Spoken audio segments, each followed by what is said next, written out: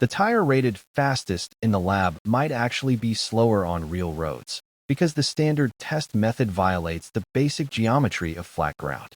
Most data comes from rolling tires on a steel drum, but a 75-centimeter drum forces the tire to deform 15% more than a flat road does, artificially penalizing stiff sidewall tires that might actually perform well on flats. Here is the twist that catches everyone. In the lab, on smooth steel, higher pressure always equals lower resistance. There is no penalty for vibration. But on real asphalt, once you pass a specific pressure breakpoint, impedance losses explode. The energy isn't lost to tire flex, it's lost shaking your body mass.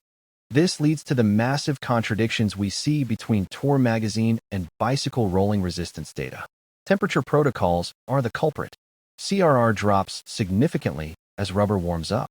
Ultimately, the physics boils down to this power equation. While labs measure CRR on the road, the velocity squared component of vibration loss often overrides the linear savings of rubber compound. Stop chasing 0.001 differences in CRR. That is less than 1 watt. Instead, choose the most supple casing that can survive your road surface. Suppleness reduces both hysteresis and impedance. Prioritize casing suppleness over absolute lab numbers.